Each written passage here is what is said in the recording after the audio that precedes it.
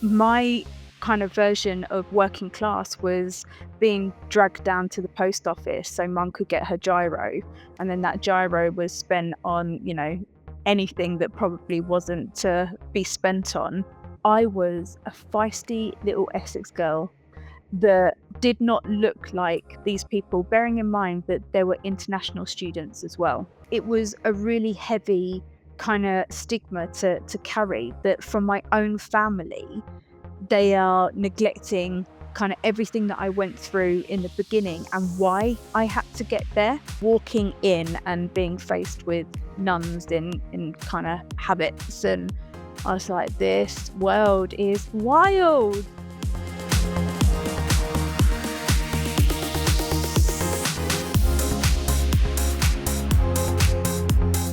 Marisa Lloyd grew up in foster care in Essex, with her mother in and out of the justice system. A scholarship to a convent boarding school exposed her to a world far removed from her working class roots, shaping her confidence and adaptability. After studying criminality and law at university, Marisa left without a degree, but found her purpose helping others, first in mental health, then in recruitment. Drawing from her lived experience, she champions empathy in hiring, supporting people from disadvantaged and working class backgrounds. Today, Marisa has involvement within the DEI space and continues to advocate for social mobility, helping organisations understand the real complexities behind people's stories and opportunities. Hi, welcome Marisa. How you doing? Was that okay for an intro? Hello. Yeah, that was amazing. God, I feel slightly embarrassed, but yeah, really lovely. Thank you. Thank you for having me. No, it's good to get you on. It's been a long time coming, but yeah, thank you for coming on. Just before we get into it, could you tell us a little bit about yourself and what your role is, like just a brief explainer? Yeah, so that's quite a complicated question to start with.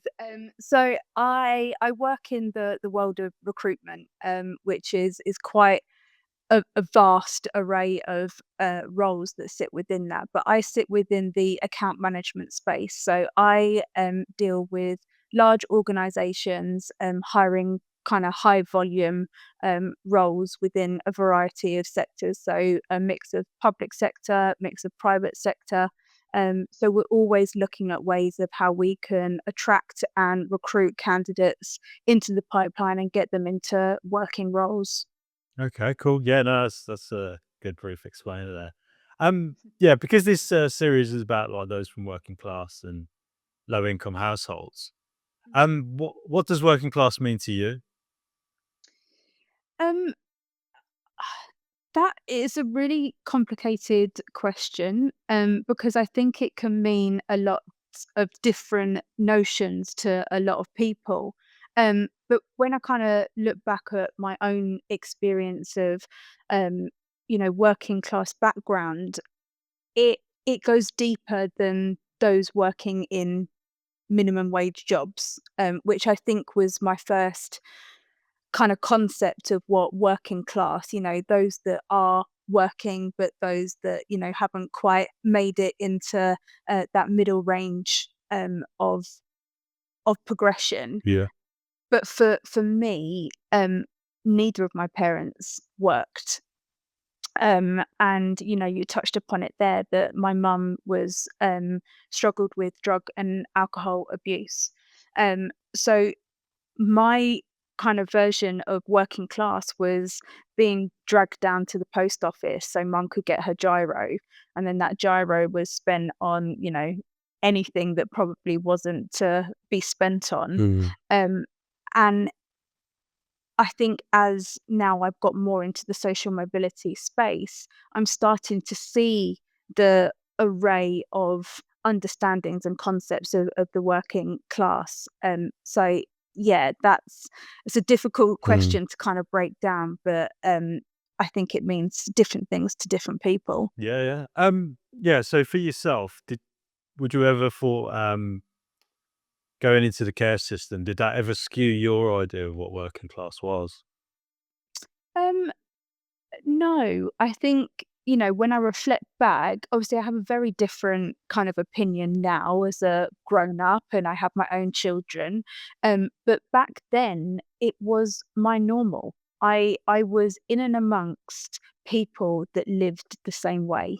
So kind of going down to the post office to get mum's gyro, to going to the job centre, um, going to all these different weird and wonderful places because that's what mum's situation was. Um, that that was my normal, and so I think from an early age I knew the things that my mum was up to wasn't okay. Mm. It wasn't.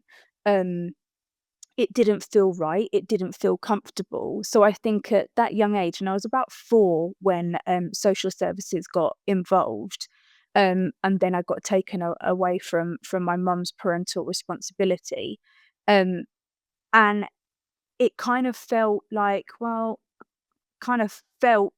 I knew it was coming because there was this uncomfortability of things that I saw, things that I was involved in. It's not every day that you kinda get arrested with your mum at the age of 4 because she's Mm. been caught shoplifting. So intuitionally that it's not normal. Yeah, going into care again was just my normal. So I don't think it skewed my view of kind of working class background. I think it is just one of those added layers of complexities, of what it truly means and the depths that it can mean. Mm. Yeah, no, it is interesting. I suppose as well when you're at such a young age, you wouldn't be really aware of what working class systems were really. In my intro, I talk about you going into like boarding school and Mm. you managed to get funding. Could you tell us a little bit about that and how you, like, because you obviously were Yeah, in the care system and how that yeah, worked out? yeah. So, due to the difficulties and the adversities that I faced in my earlier years, I remember going to school, but I also remember not being in school very often. Mm. And that was just due to the um, negligence and the situation that my mum was in. So that meant that I really struggled in school and I was very much behind my peers, and I got taken into the care system, and then I was put into the care of my foster parents, who were both ex-teachers. Mm. So obviously, to them, education was really important, and if I was ever going to have an opportunity to progress in life or to be successful in life, I needed that education. And it got to about when I was about 8 or 9, we moved from Essex to Suffolk. And that was for a multitude of reasons, but one to kind of get me away from my mum, and to kind of give me an opportunity and a chance. But when I started the new school, it became very apparent how behind I was in my with from my peers, and I couldn't read and write as an 8 and 9-year-old should. And I felt that. I felt that at that age. I got to year 6, 10, and people doing their SATs, and people getting grades, and I understood that my grades were a lot lower. Um, and so in that time, we were looking at secondary schools. And obviously, I wanted to go where all my friends were Mm. going, but they were all predominantly going to mainstream high schools. And because I was so far behind, um, it wasn't going to be a path that I would have thrived in. And I'm saying all of this now as an adult that gets it. Yeah. Um, but my foster parents were screwing around finding funding, left, right, and centre, and that funding came from different pots. The main pot was from the Prince's Trust, which is now the King's Mm. Trust, and they funded for me to get a scholarship. Now, when I went, I still had to do an entrance exam. By this time I knew that I wasn't clever. I Mm. knew that I wasn't, you know, academic. Um, and I really struggled. Imagine like this really old school auditorium, and there's benches Mm. and rows. And I got put at the front, and I remember just sitting there like daydreaming, being like, I don't understand the questions. I can't read half the words. and I just kind of fobbed it off. I just had to get through it and see what I knew what was going to happen. I was going to go to mainstream, be with all my friends. Lo and behold, I got the scholarship. Mm. And I now know it's because I was so far behind that they were giving me an opportunity from obviously the background that I had had. It's like a fresh start kind of thing. Yeah. Yeah, yeah. And this this it was a boarding school, and it was up in Brighton, and it was a convent. So imagine walking into this really grand Mm. building. It looked like a castle, and walking in and being faced with nuns in kind of habits, and I was like, "This world is wild." Like, I don't get it. But everyone was super kind. Everyone was really, really lovely. And I bought into that. I bought into everyone being really kind. Um, and so yeah, I was given that opportunity. I also got separate funding from my foster parents' local church. So the convent that sits within that church Mm. offered a pot of funding as well, which enabled me to get that start. Yeah.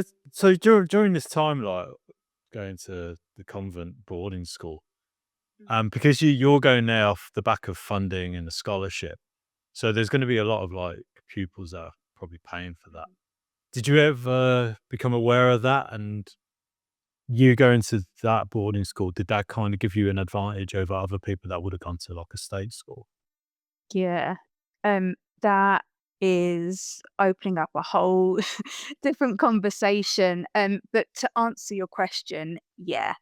When I did the entrance exam, there Mm. was only I'd say probably 20, maybe 30 people that obviously were going for this scholarship. Um, and so we were all in the same boat kind of thing.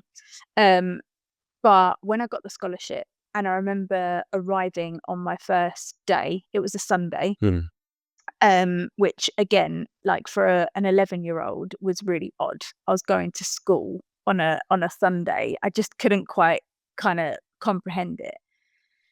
Anyway, I walked in, and then that's the first kind of chance you get to be with your peers, Mm. almost. And when I say that I felt like I didn't fit in, I couldn't articulate it the way that I'm going to back then. Yeah. But I walked in and I just had this feeling in the pit of my stomach. And that was for a number of reasons. One, I had finally been given a space where I felt safe with my foster parents. We'd moved from Essex to Suffolk. I'd embedded myself in a new school. Mm. I was at brownies. I was, in and amongst this normal world. I was really, really annoyed that I was being thrusted into this new environment, and almost that question in my head of what have I done now? Like, Mm. why I was all right back then. What have I done to deserve this?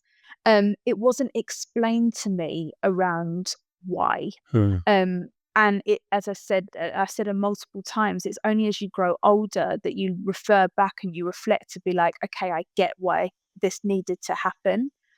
But the other thing was I was a feisty little Essex girl that did not look like these people, bearing in mind that there were international students as well. Yeah. And I lived in a really small um, kind of village in the heart of Suffolk. Um, I hadn't seen people from different countries. So that was the first thing. Um, but I was this feisty little Essex girl that had gone through all this trauma, that didn't understand why I'd been thrown into a boarding school environment and why this had to happen. And I was ready to fight anyone that Mm. looked at me in a certain way, because that's how I'd been Yeah, brought yeah, up. yeah. It was, fight or flight. And it was fight for survival my entire life. So because I didn't respond to these people, I didn't feel like I fitted in. I was just ready to go at anyone that wanted it. which I was there for 5 years, and that got me in a lot of trouble, and I was Mm. very misunderstood. Um, so yeah, it was hard. And, we talk a lot right now around that sense of belonging. Yeah. It's diversity, equality, inclusion, and now belonging.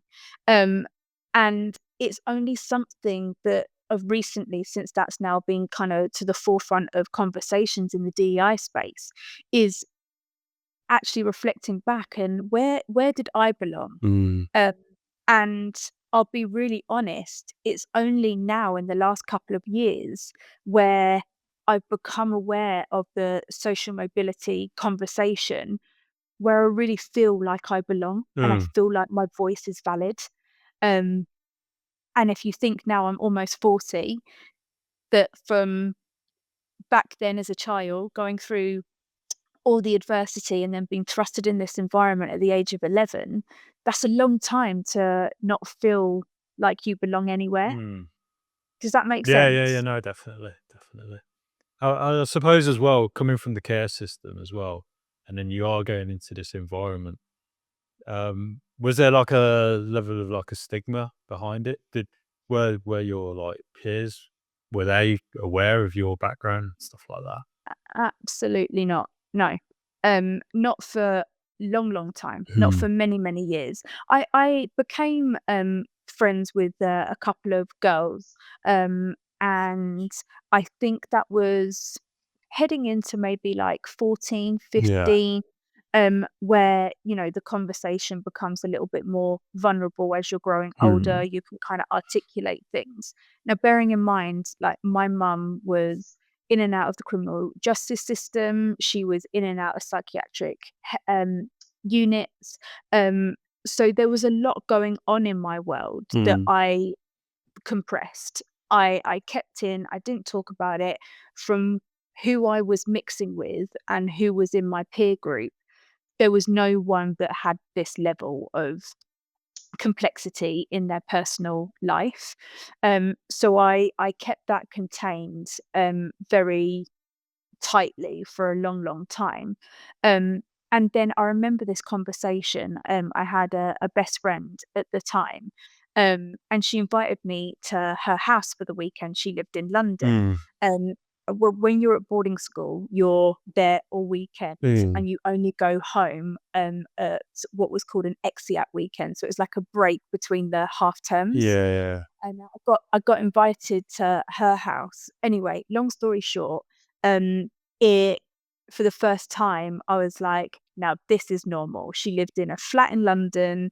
Her mum was lovely. She had older siblings.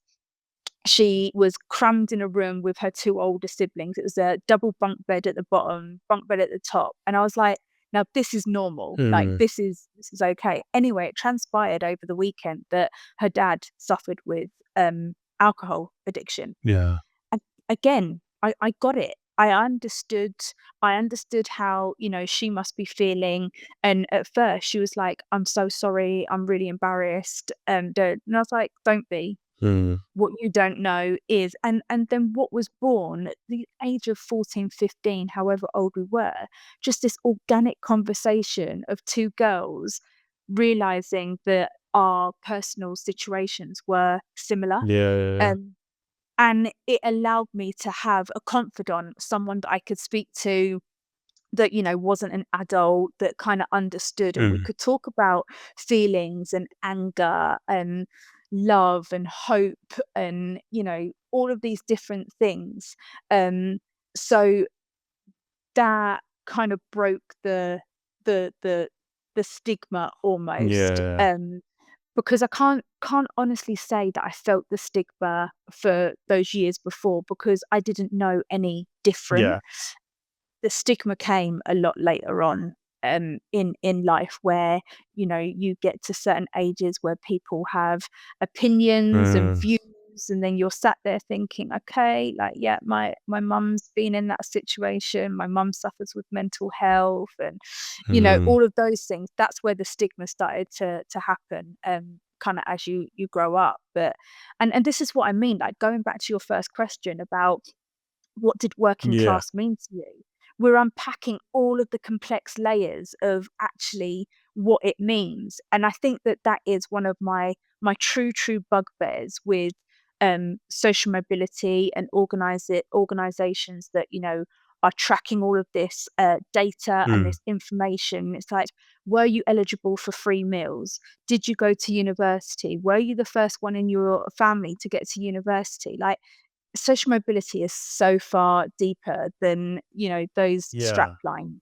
Yeah, no, Yeah, I completely get it. I was speaking to someone the other week actually about it. It's like government needs these terms and terminology to work to, but yeah, then once you work to those terms, there's other aspects that never get mentioned. So I suppose it's kind of getting that idea in the forefront of people's mind and become more aware of it. And then once they're aware of that, they can be aware of all the other issues, I yeah. suppose. Yeah. It's weird because you're absolutely right, you know, kind of government need to benchmark this Yeah. against something. They need to create boundaries. You know, the idea is that it includes people, Mm. and it, you know, I get where it stemmed from, but I think we need to involve that conversation, because actually what you're doing is you've isolated a whole different pocket Yeah. of people, where then they get bracketed into, are you a care leaver, are Mm. you this, and have you been in the criminal justice system yourself? And you know, you then just create groups, which then isolates them from the wider conversation of what social mobility is, and it's about moving up the ladder. Yeah.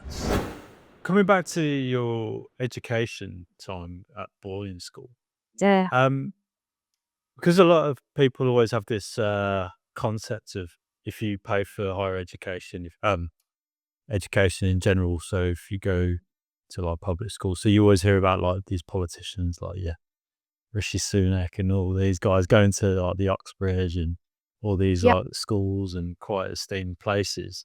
And then you hear about them being much better off further down the line in later on in life. Is that something Mhm. you have found going to the boarding school? Yeah, definitely.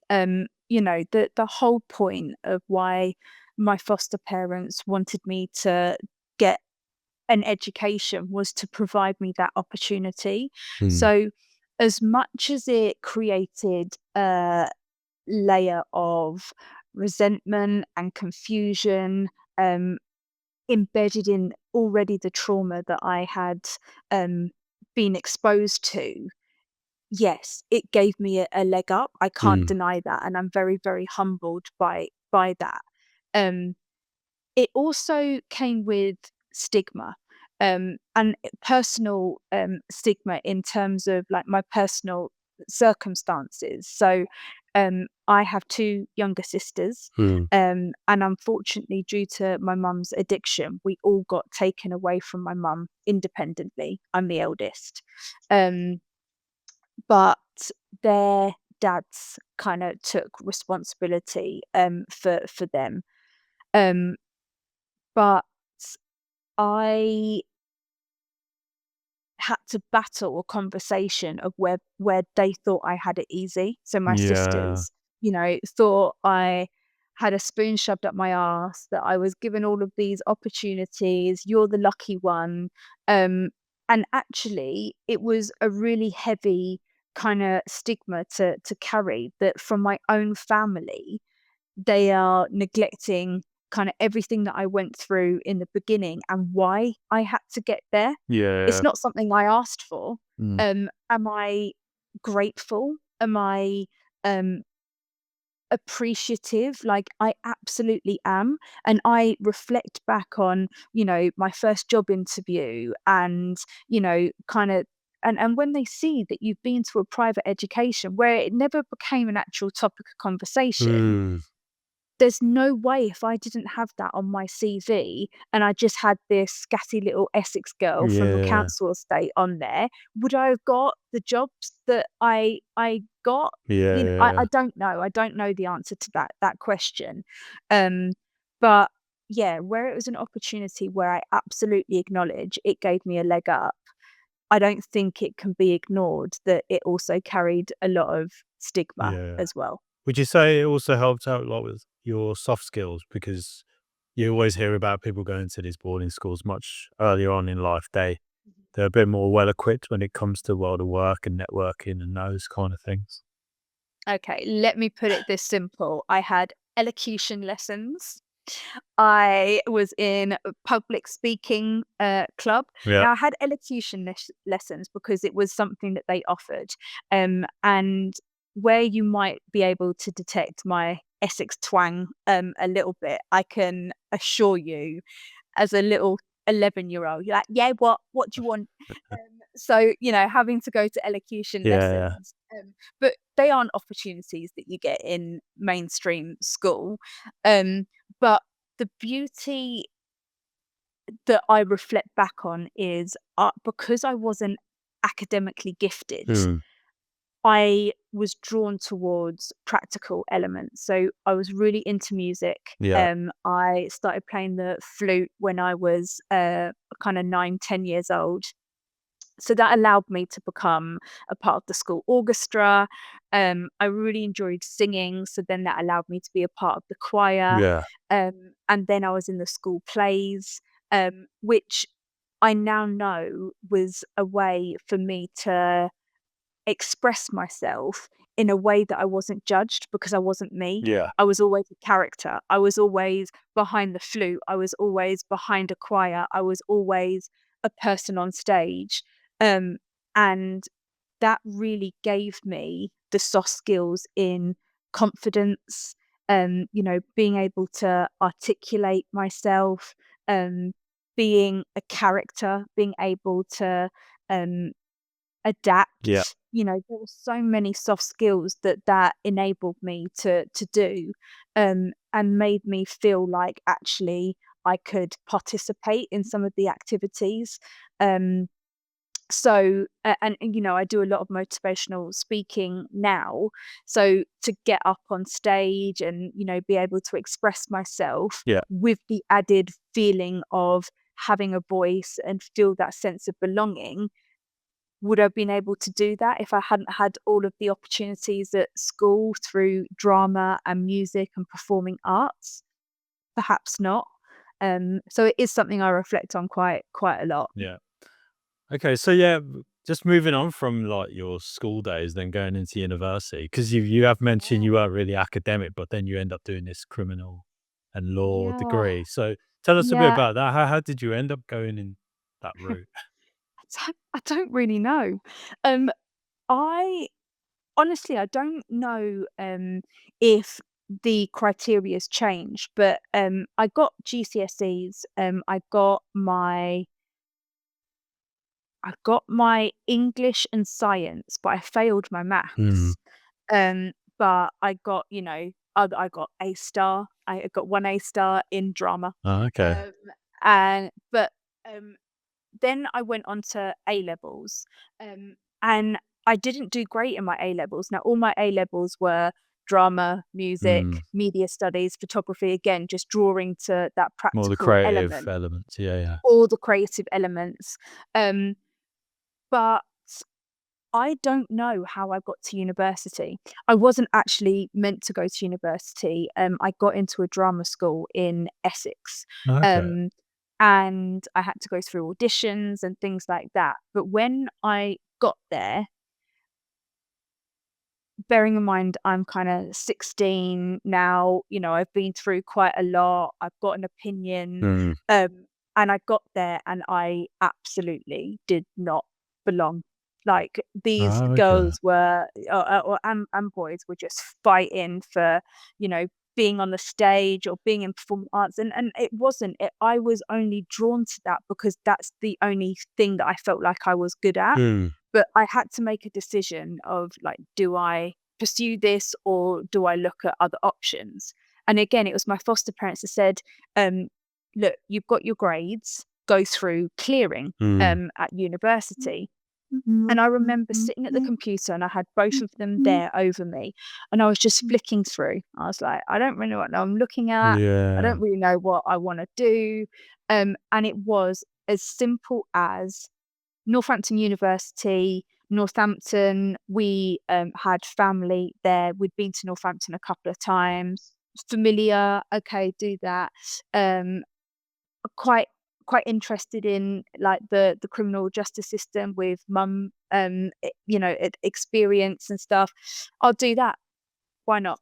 I Mm. had no idea what the course was. I had no idea like the intensity that the course was going to bring. It was again probably this escapism of kind of, what can I do next? What's expected of me Mm. next?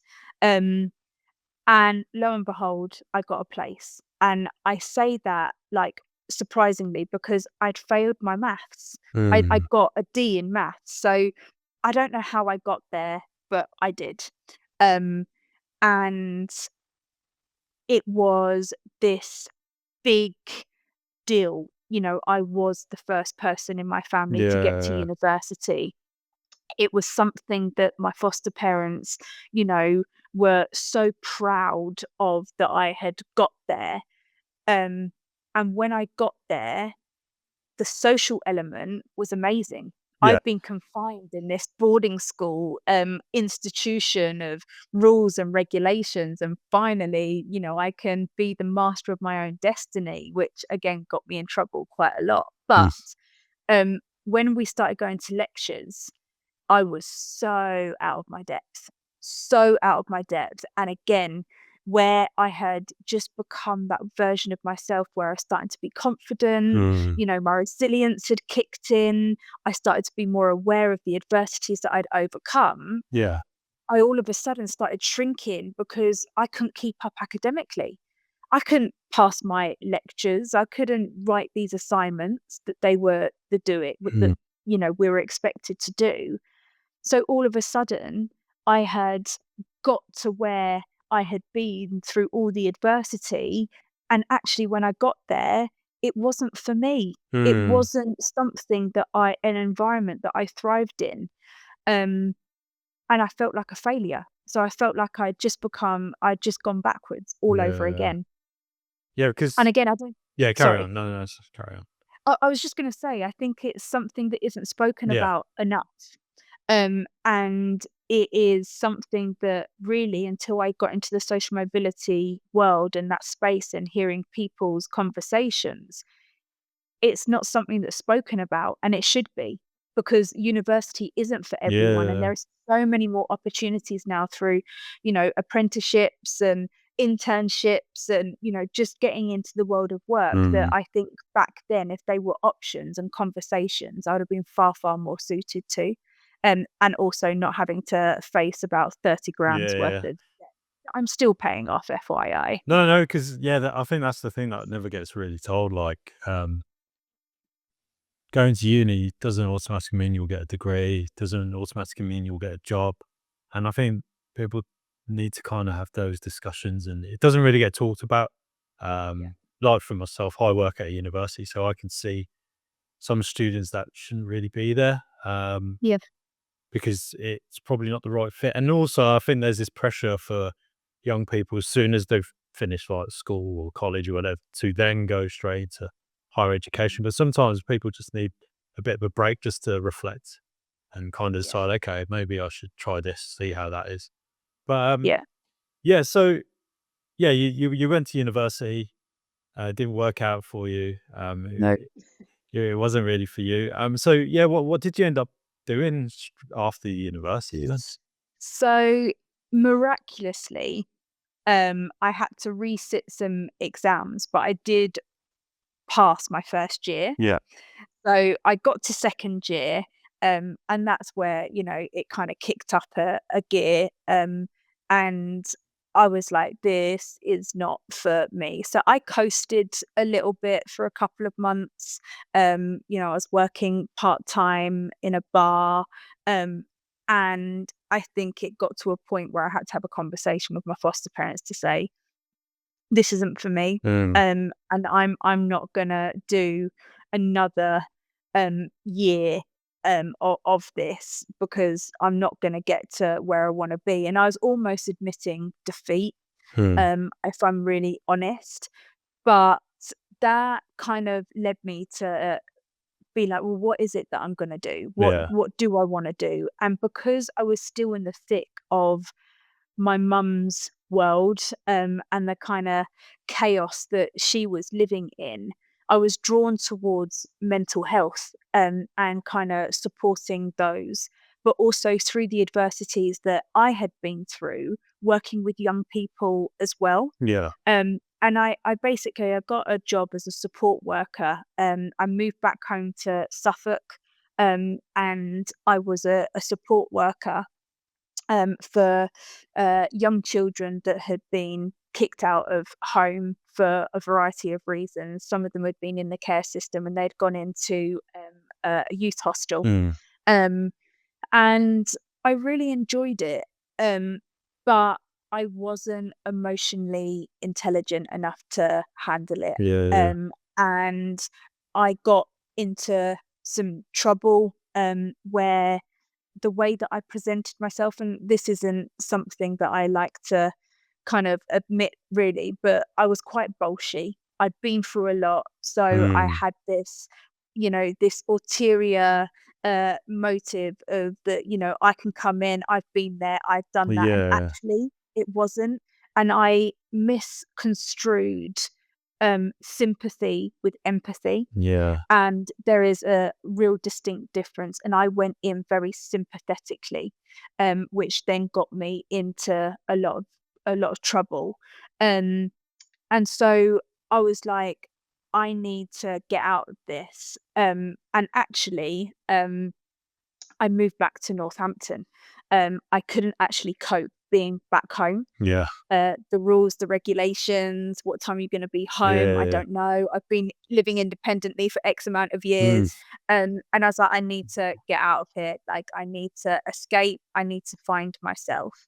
Um, and I stayed in mental health, but I was more in adult services, and was supporting those that had been in psychiatric units, and Yeah. they'd come to, like, a holding home, to then support them into independent living with the view that they would get their flat and they would go independently, Yeah, yeah. and kind of teach them skills. And I really loved that, but it was at a time where it was really intense with my mum. My Mm. mum was going through a lot. The drug abuse had intensified. She was in a psychiatric unit, and I couldn't let go of what was happening. And back then, mental health, 12-hour shifts, 4 on, 4 Yeah, off. yeah. On my 4 off, I was trying to battle, situations with my Yeah. mum and help. And it got to a point where I was like, I am done. I can't physically do this. Mm. I just want a 9 to 5. Yeah. Um, and that took me into this role of an admin person, where I actually ended up on a DHL warehouse site, in safety boots and a bump hat, thinking, um, this isn't the way that my life was meant to go. Yeah, I've yeah. just been to university. Yeah, I didn't make it, but come on, like, um, but that was how I entered the world of recruitment. I was a part of an agency that were on site that recruited all of the warehouse operatives, and we looked after all of the temporary workers. Yeah. And it became something that, on paper, I don't think I ever would have applied for. Mm. But when I got into the role, I was dealing with people who were from lower socioeconomic backgrounds, were on minimum wage. I could talk to these people in a language and a terminology that I understood, Yeah. that they understood. I was dealing with their real life problems that I understood. Mm. Um, and I became a part of this world to be like, "Okay, I get this, and yeah, I can help you with a shift here and there because that's gonna give you an extra income," or, "Unfortunately, the workload's not come in yet. I'm gonna have to cancel your shift, but I promise you I'll give you your shift tomorrow," which was building that trust, that was building that empathy that I Mm. spoke about. It wasn't sympathy, it was empathy towards their situations, and I felt like I had a space where I could Yeah, yeah, support, yeah. um, and that grew throughout my recruitment career, which has been, like, over 15 years now. Okay. Yeah, so yeah, no, it feels like um although university didn't really work out for you, where you end up falling into kind of worked out, and this is where you are now, like in the recruitment world. We call it a life lesson, James. That's Yeah, what yeah, it was. It was a life lesson of growth. yeah. No, no, it is. It's interesting because, like, sometimes whenever I speak to people, they're always like, because I work, especially now because I work at a university, people will be like, Mm. "Oh yeah, these are highly respected positions." But like you were saying, you're working with people that's working in the warehouse, and you're speaking to them that in senses that they'll recognize, and you you fully understand where they're coming from. And it's like I've heard in the past people like, "Oh, you should never do this job, you should never do that." But it's like at the end of the day, people, if they're comfortable in that position, just let them be. Like if they're happy, whatever. So Yeah, they're working, they're contributing yeah, to yeah, yeah, society. yeah. It's like, why should it bother you so much? So Absolutely. it's fine. Previously, we've spoken, and you talked about how you helped the guy in the your doorway. Could you tell us a little bit about that story? Yeah. So obviously I've touched upon, kind of how I felt like I'd fitted into this world of, on-site recruitment, because I was talking to people and I was happy doing that. I was really fortunate that I was able to progress quite quickly. So I was an on-site manager, then became a regional manager, then became national manager. And then, I got exposed to opening up branches, and, stuff like that. And I'd opened up this branch in Northampton for an organization that I worked with. And it was probably October time, so it was getting quite cold. And we were recruiting for warehouse individuals quite actively. And we had a homeless person that had taken hostage of our doorway of our branch. Uh, And, we spoke to him, we politely moved him along, and, it was all really amicable, and he was so sorry, of course. But each morning, he'd obviously gravitated to this space, and quite naturally, that conversation would reach to like, "It's really cold. Do you wanna come upstairs for a coffee?" So he would come upstairs, we'd have a coffee, which then, just in true British style, a cup of tea or a cup of coffee solves everything, doesn't uh, it? And we just got to know his story. And he was somebody that, had just fallen on hard yeah, times. He was a man that worked full time, had a wife, had a home, and through a whole host of things, it had broken down. And this light bulb went on in my head, and I was like, okay, so I'm recruiting night house operatives. That would get you off the street at night, and then, that'll give you money that then would be able to, kind of get you on your feet again. yeah, So naive. There is a whole host of health and safety elements that were not taken in consideration, but just this pure, empathy and urge to just help someone that was in need. And what I will say is what I know now, maybe I didn't put all the pieces together, is that I was in a place where I couldn't help my mum anymore. She mm, had fallen into this world that she had created so much, and I just wasn't physically able to get her out of that. And I think I was just, subconsciously looking for opportunities that where I could help others. yeah, And this was one of them. And so we spoke to the on-site management. Now they had, on-site washing facilities, so he was able to get there early, shower, make sure that he was clean. We all rallied round and made sure that he had a lunchbox, a backpack, safety boots, mm. high vis, and stuff like that. And we actually worked with the local Greggs across the road, so we got him a packed lunch for Oh, 5 okay, yeah, days. yeah, So he didn't have to worry about that. Um, anyway, long story short, it was an amazing success story. And he did really, really well, and he became a team manager. Um, and it then kind of created this curiosity of, well, if that's one person, who else can we help? Mm. Um, and so we paired with the local homeless centre here, which is the Hope Centre. And we worked with kind of liaison officers where people were, definitely at their worst, and they're kind of entering that space of intervention. And then through that kind of Hope centre and how they operated, is that then there were people coming out of the other side and they were looking for employment opportunities. Um, and we helped a handful of individuals that were, once homeless, Mm. in supported living and looking to go independently, but obviously needed employment opportunities for that to be sustainable. Um, and it kind of just opened my eyes of this want and desire. And it kind of escalated. I wasn't then just helping homeless people, I was helping those that had come out of the prison system. Mm. I was then helping young care leavers that, from the age of 18, they just get left to their own devices and have to navigate the big wide world. So obviously supporting those getting into sustainable employment. Um, and it was amazing. And the logistics sector really had a place in my heart because it was a world that I felt comfortable in. Yeah.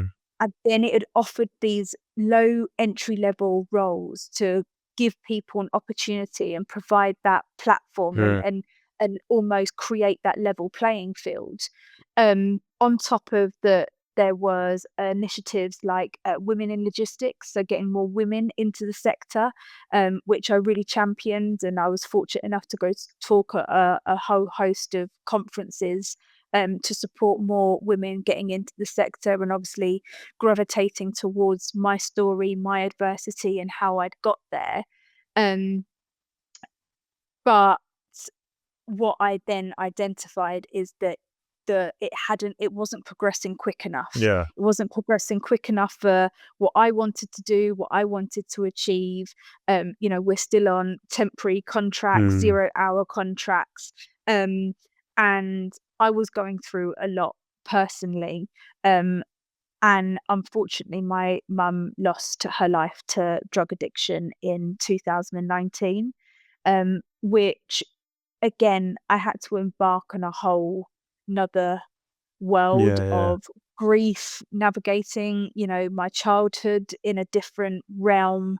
And I just needed an outlet where I could, we're coming out of COVID at this point as well. I just had a baby during COVID, Yeah. and I was like, I just need to concentrate on myself. Mm. So I stayed in recruitment, but then that's kind of brought me into the world of financial services, public sector, and again, just a whole different journey in itself. But I look back on my years within the logistics sector so fondly. I still got a lot of contacts and a lot of friends there. Mm. And I was really, really fortunate, and I've been told off for saying that, because apparently I earned it, but I was really, really fortunate to win a host of awards for the support that I offered to the community and local Yeah. schools around the logistics sector for the Northamptonshire Logistics Awards. Um, so again, being thrusted in a world of validation to be like, okay, I've got something to offer here. I hold really, really close to my heart. Okay. No. No. No. Yeah. So it's quite a journey, especially in that I know, space. Yeah. Yeah. right? Yeah. But yes, because you've mentioned you moved on from the logistics into Yeah. financial services sector. hmm Have you noticed a difference in the type of people that you now get on board and stuff like that? Yeah, definitely. So going into I worked for a company which, again, I hold very, very close to my heart. A company called AMS, and they had networking groups internally, and there was something that popped up about social mobility. Mm. Well, what's social mobility? What is this? Um, anyway, long story short is that it was around the lower socioeconomic background, and I was like, that sounds familiar. Um, and that was my kind of first awareness of that actually this was a topic of conversation. And we're going back kind of 3 years now. Mm. Um, and but what it did is it opened up a whole different conversation where I was more able to have a hands-on approach in the logistics sector, Yeah. getting homeless people off the streets and, going into prisons and speaking to people that were coming out of prison. Um, my hands were a lot more tied. So it became more about understanding the conversation and the wider piece and the government involvement, and things like that. So, um, yeah, there was still opportunities where we were able to support some care leavers, because the recruitment that we did was contingent for a high street bank for Mm. their customer service. So it was still entry level. And you're not kind of looking at qualifications and that kind of thing. You're looking for someone that can speak on a phone, that can have empathy, that Yeah. can support a vulnerable person. So we had some success stories of being able to support young care leavers. But again, you're dealing with people that you're just dealing with people Mm. that are having to navigate life behind the world of work and, their mental health issues and, other sorts of complexities. So, um, but yeah, it was definitely a more of a hands-off approach. Yeah. But, you know, both are equally as important, being an advocate for social mobility and widening that conversation, through the Agenda Lounge, which is a consultancy that I've set up, is being able to create that safe space for people that have lived experience Mm. and have a story to share, is something that I'm hugely passionate about and has allowed me to have a voice. And the Agenda Lounge was born out of doing a lot of work on myself, and identifying that my mum is no longer here to be able to share her story. But yet I've been left this gift of being able to use mine, not just for my own story and my own lived experience, but my mum's too. Mm. And so, kind of it's just been a addiction awareness week last week. And I think that these conversations are important in the world of social mobility because that's the depths of what it means. Mm. That's the depths of lower socioeconomic backgrounds and just widening that conversation a little bit further.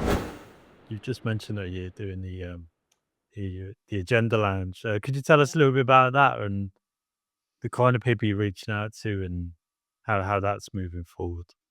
Yeah, so kind of the Agenda Lounge has been going for years, really, but just not under a name. Yeah. Um, I have done a lot of voluntary work in schools, going and doing talks, and working specifically with premium pupil students, who are students that come from lower socioeconomic backgrounds, from poverty backgrounds, those that are maybe navigating the care system, doing careers workshops with them, kind of supporting them through confidence building, resilience.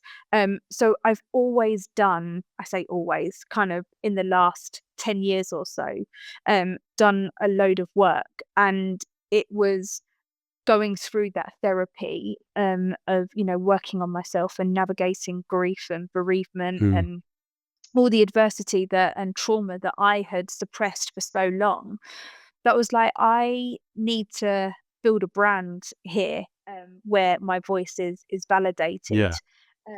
So the Agenda Lounge is still predominantly going into schools, supporting young people. I also work with charities that are supporting young care leavers. I've been a mentor to a young care leaver. So it's just a concept. It's just a brand that just creates that safe space. Mm. What it will become is yet to be desired. Obviously, I have aspirations. I would love it to, become a charity, or a CIC, a community interest organization. But that's a journey that I'm still embarking Yeah. on, and still trying to create. But I think with my current job, still in recruitment, there is more and more conversation around social value. Mm. And social value is actually built into some of our contractual commitments. So Yeah. if we're working in the public sector, for example, in our contract and our obligations, we would need to be able to offer so many hours dedicated to social value activity, which allows me to do, all of this stuff under the Agenda Yeah, Lounge yeah. brand. So yeah, it's an exciting journey. It's scary, but I'm excited to see where it goes, and obviously what I can do with it. Yeah, no, that's cool. Yeah, because you mentioned that your company that you work at have contractual obligations to do Yeah. these kind of things. Are you finding a lot of companies are doing a lot of these kind of things, or is it a case of being seen to be doing it? It's really interesting. I went to a conference a couple of months ago, and it was absolutely fantastic, and it opened up my eyes to what big organisations are doing in the social value space. Mm. Construction, for example, big construction organisations, they will have a level of social value commitment that they legally have to do, Yeah. because it's obviously public sector money and housing associations and stuff. Um, but I think one of the frustrations that I am finding and I'm hearing, and definitely things that I've been involved in, is it becomes tick box exercise. Mm. Now, kind of without going into the complexities of, social value, return of investment, and kind of the calculations and stuff that sit behind all of that, um, there are a number of impact measures, that allows you to track the data around what are you doing with your social value commitments. Are you supporting a young care leaver through career workshops? Are you providing apprenticeship opportunities for those that have been in the care system? Mm. Are you volunteering? Are you donating? So there's a whole host of kind of catalogue of activities, but it becomes tick box.